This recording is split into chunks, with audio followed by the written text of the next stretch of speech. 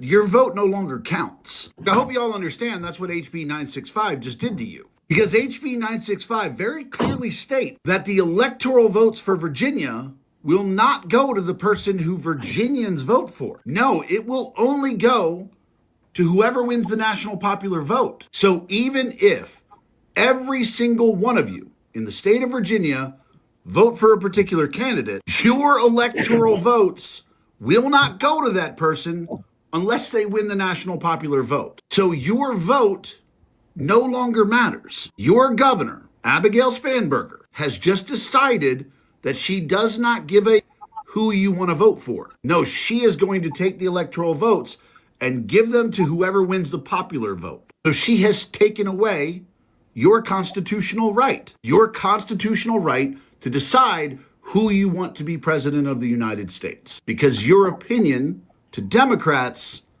doesn't matter.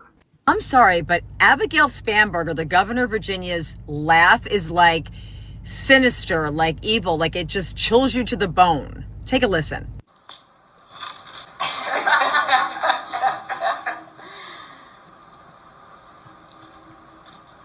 If you want to know why Abigail Spanberger is cackling the way that she is, it's because in an executive order that she's signing right there, she is literally nullifying every single Virginian's vote for the next presidential election. Like literally nullifying it, and this is what's going to happen. So in a typical presidential election, each state has X amount of delegates. And then the popular vote in that state, the Electoral College votes as per those, every delegate votes as per the popular vote in that particular state. And that's how all the states work, but not in Virginia anymore. So if Joe Schmo and Jane Doe are both running for president in Virginia, and Virginians overwhelmingly vote for Joe Schmo, it doesn't matter, because the delegates in Virginia are now going to look at the popular vote throughout the country, and that's who they are required to vote for. Not Virginians, the popular vote within the entire country. Now let that sink in for a minute.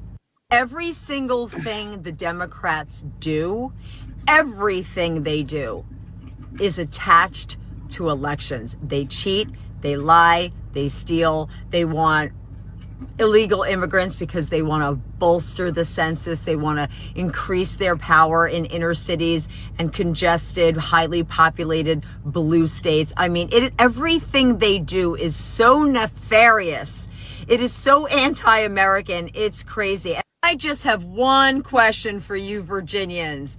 Do you have buyers? Do you regret your vote? Because she went in there as a moderate. She sold such, and what she's delivering on is the absolute opposite of what she promised in literally 5 short months. I mean, are you guys regretting your vote? This is the most ridiculous and unconstitutional thing that Democrats all across the country are attempting to do. Goes into effect if it reaches 270 electoral votes. This is the map of the states that have already passed this, that are already signed into this pact. All right. You see the entire left coast, Washington, Oregon, California. I don't think that's a surprise, right? Colorado, I don't think is a surprise either. And neither is New Mexico. I don't know if people knew that New Mexico is like a stronghold for Democrats, but it is. Hawaii, not a surprise. And you look at Minnesota and Illinois, definitely not a surprise, especially with Illinois. A lot of daggone corruption and craziness going on there. And then you go to Virginia, which for the most part has been majority red. Majority of the state is red outside of like the Northern Virginia area. And then it doesn't surprise me what's going on in the Northeast when you look at, from Maryland up, Maryland, Delaware, New Jersey, New York, Rhode Island, Connecticut, Massachusetts. That doesn't surprise me at all. But they want a legit stronghold on the country. The Democrats, and if you think about this, it's the major cities. This is the reason why we have the Electoral College, is to keep LA and New York City from running the entire country. That's the reason why we have it. They're trying to usurp that. I mean, it is the craziest thing ever. It didn't surprise me one bit when I saw Maryland. It did not surprise me one bit that Maryland I'm surprised about Virginia, but Spanberger, you know, although she ran quote unquote as a moderate, she has shown herself to be anything and everything but a moderate. It's unconstitutional. I would assume that if they do get those 270 and this pact quote unquote goes into effect, and essentially they want the 270 because at that point they pretty much win every presidential election from that point if they get the 270. So they win every presidential election and they basically have a stronghold on the nation in perpetuity. But I can't see the Supreme Court allowing this. They should not be waiting for this. They should be someone should be dealing with this now. You don't wait until they complete it to see how it's going to turn out. You stop it now. But somebody has to take it to the Supreme Court first. Yeah, they should have done it already. It has to be something first. Yeah. You take it to the Supreme Court now, and they're like, "Well, it's not a thing yet. It's not a thing yet." My first initial thought is that we had an entire revolution over a 3% tax, and look at how we allow our government to treat us now. That's the first thing that I hear. The second thing that comes to mind is, look, if you live in one of those states, you have to really start having a conversation with yourself and your family about what your future looks like.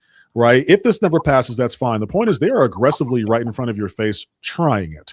And again, there's a lot of people, millions of individuals who support that. That's the reality in which we live in.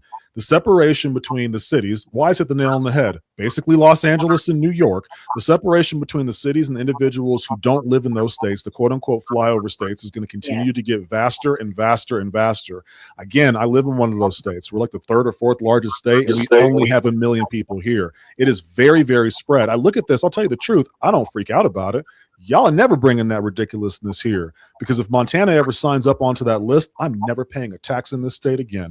You've absolutely, that's the reason I pay taxes, is because I have a vote as an American citizen, because I have a say into this government. That is my right. And when you tell me my vote doesn't matter as much, we can argue about 1 versus 1,000 individuals. If you tell me my vote can just be omitted, which by the way, you actually can be by the Electoral College, that's a different conversation for a different day, right? When you take that away from me, I'm just not going to go ahead and play that game anymore. They're trying to incite a world, and you see they're desperate. They're so desperate to do whatever rule changes they can do because they saw what happened with Trump. They see that, wow, that whole land doesn't vote thing kind of backfired real quick on our faces whenever we had a horrible candidate up here and we had a very popular president. He is still historically the most popular president amongst his own political party in the history of the United States of America. That's just the truth of it. A lot of people who are Republican love Trump. And so they're trying to change the rules now since they can't change the hearts of people. They know that more people are going over to the other side. You give it about 10 years ago, myself, Crystal, I think one more of you on this panel, we were on the other side anyways, right? Voters didn't look like us on the conservative side, and now it's starting to become this way more and more, and it's becoming apparent. You can't hide it because everyone has a phone. Everyone's looking elsewhere for information, so screw it. If you can't beat them at the original game, let's change it up, and to me, this is cheating. I'll be dead honest with you. To me, this is the definition of cheating. Even trying it, something like this should be up for impeachment for Abigail Spanberger. The fact that this even came across her mind and out her lips, that she's actually trying to use her time and resources that I pay for with my taxes to try and strip away my rights, someone needs to bring her up for impeachment. Whoever created this pact, this national popular vote, they should go to jail. To me, it comes across as very treasonous. Yep. I meant what I said. They should go to jail. 20 years to life. I think that we really got to pay attention to the adage. They say Republicans focus on the campaign, but Democrats focus on the election. We've got to turn more of our attention to the election. The reason that they want the popular vote is because there is a belief that if they have to submit to the Electoral College, it makes it more difficult for Democrats to win because Democrats have to compete in places where they're not popular. Well, that's the whole point of the Electoral College, is to get a consensus between people who are not alike. And that group of unalike people that can form a consensus can vote someone into office. That was the purpose of it. And just like you said, Wise, it was not to let LA and New York and Chicago pick our president, and basically nobody else in the country could have a say because they didn't have the population density to have a say. The founders knew it. The founders created the Electoral College to ward against it. And this is why the SAVE Act is the single most important legislation of the moment. Because if we have to have ID, and if people have to be able to prove who they are as a citizen to be able to vote. This has catastrophic implications on the future of the Democrat Party and their electability nationwide. I've been saying for some time, I don't think they have the numbers. I don't think they actually have real people. I'm talking about the ones that are alive, real living people who are Democrat, who can walk in, show an ID, and vote. And there are enough of them to elect a president. I think that they are dependent on the dead and the illegal to vote, which is why they want this popular vote. Because look at it like this. If you said about the New York election, if you have 8 million New Yorkers, but only 2 million voted, that means there's 6 million ballots that could be available for someone if you could harvest them and put them somewhere. So they figure even if you have the best campaign, like the Republicans try to have, and a great candidate like the Republicans try to have, if you're not focused on the election, the question is, what about the outstanding 6 million ballots? Do you have a system where they're ineligible? Because those are 6 million New Yorkers, presumably citizens who have registered at some point but may not have voted in 20 years. If you can get that person's ballot, who can say they can't vote? So this is why places like New York and LA, large populations of people with a minor amount of them that actually vote, but ballots can be harvested and available to sway a popular national vote because you don't have people. And of course, always your reliable dead. You know, the permanent power, as we keep saying, permanent power is their goal. Yeah. They don't want to have to work for anything. They want to be able to control everything and silence anyone who stands against. It's almost, you see, they had the No Kings March, but they're as a group, they want to be king. This is what they're trying to do. They're trying to solidify that power. The disrespect that they have for our Constitution is clear. Although when you're on their platforms, they'll tell you that they are standing up for the Constitution because their people believe that lie. So they're liars. Their determination to gain permanent control over U.S. power and money, and the danger to the American people if they ever get that power needs to be understood, because people like this will dog you. They will kill you. They are not beyond killing, assassinating you, literally killing citizens once they get that power. You see, every time these people get that kind of power, you saw what they did when Biden got into office, how they just went roughshod on Trump and committed all kind of illegal acts against him. And they did it as if they were doing nothing wrong. And then you notice that when his term was coming to an end, when Trump was running for office, they did everything they could to prevent Trump from running. And then while Trump was running, they remember what they did. They got him in interviews and they said, "Will you go after your political opponents if you get elected?" They did that purposely to make sure that if he did it, they would have a record of him saying that he wouldn't do it. The strategy is these people are very strategic in what they do. So we as American people have got to be vocal. We have got to step to those people who are stupidly and foolishly following these Democrats because they're a part of the problem. They know that they have these people out there, we talked about this earlier, that believe all the lies that they tell and they do not see the danger. I think that we have to keep this pressure on them and we have to keep exposing this stuff because this is dangerous. This is dangerous. This is pushing for a civil war because the people on our side are not going to stand for them simply dominating us and taking over. So if you don't want to have a civil war, you need to stop this stuff before it gets too far. Just for the people, I was just researching. So the people who are living in Arizona, Michigan, Nevada, New Hampshire, Pennsylvania, and Wisconsin, please know they've already tried to add this to your ballots or try to pass that. So whoever you put in office, please understand, they have this idea in their head. If those people are trying to put that enact that. Now, I just want to remind people, whenever you hear Democrats say that, oh my goodness, SAFE Act is the Jim Crow laws. It's Jim Crow 2.0, and they're just trying to suppress your vote. I just want y'all to just pull this up. Just pull up Abigail Spanberger. Just pull it up. and just give them an example of what it looks like when someone tries to suppress your vote, because that's literally what she's doing right now. Absolutely. So just to answer the questions, who started this? It was started because in 2000, they were upset that George Bush beat Al Gore. This is where this stemmed from, because apparently Al Gore got the popular vote, but George Bush collected all of the electoral votes. So they were upset about this. And it was two children of immigrant descent. Their parents were from India. Their names are Akhil Amar and Vikram Amar, allegedly. I'm just going to say allegedly for the Lord's internet. Y'all go look it up.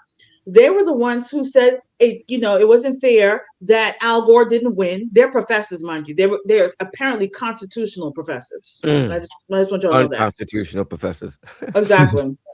And so they were the ones that said, it would be so nice if we were able to implement something like this, because, they just found it very unfair that the person that they wanted to win did not win, which at the time they wanted Al Gore to win. Well, then it was in 2006, two guys, John Koza, a computer scientist, and Barry Fadum, a lawyer, who apparently says he knows a lot about elections and how states make rules. They were the ones who came up with the idea. They started a group called the National Popular Vote Incorporated, a nonprofit organization. So this is where all of this stemmed from, because people were upset that Al Gore did not win in 2000. You see, the thing is, those people love a good slow burn, okay?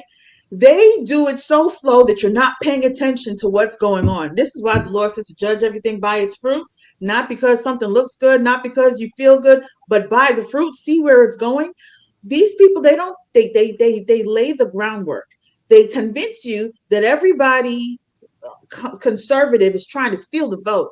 They are trying to oppress you. They're bringing in poll taxes. They're bringing back Jim Crow 2.0 because they hate black people. They hate immigrants. They hate the alphabet mafia, while they're secretly, quietly implementing things. They're writing bills. They're putting these things on ballots during the election, and people don't actually read and look up and say, well, what does this mean? I need to figure out what this, because this language is very, it's very constitutional. It may be very legal, and I don't understand what this is saying. And they don't look it up. They don't try and figure out what it means. They just go and they do like the Christmas tree lighting, they just press this button, press that button, and you don't know what you're coming into agreement with. So why I'm telling y'all this is they are doing a slow burn and they're speeding it up, because they feel like that they're losing the grasp of power. So whatever that means, they're going to do it. Pay attention. Yes. Research, because I know here in Georgia, and y'all can tell me in other states because I live here in Georgia, they usually tell you what's on the ballot before it's on the ballot. So don't be embarrassed. Thank God for Grok and these other places that you can go and put what the thing is, and then you could do something as simple as break this down to me as if I was a fifth grader. And it'll break it down for you so you know exactly what they're trying to implement. I'm saying this because another public service announcement.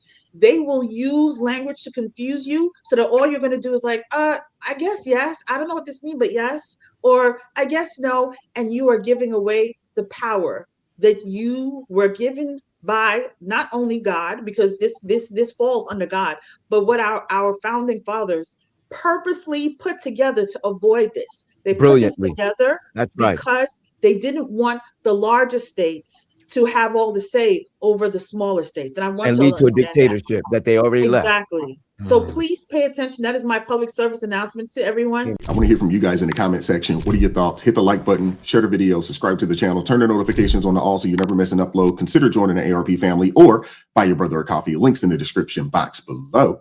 As always, keep God first. Stay prayed up. We'll catch up with you guys next time. Peace. It is God who arms me with strength. Yeah, I'm battle ready. He trains my hands for battle. My heart stays steady. But thanks be to God, he gives us the victory. Through my Lord Jesus Christ, fear can't live in me. I was down to the dirt. Red clay on my shoes. Old pain in my shirt. Oh, so bruised. Then the Lord hit my chest. Kicked death from my breath. Put power in my step.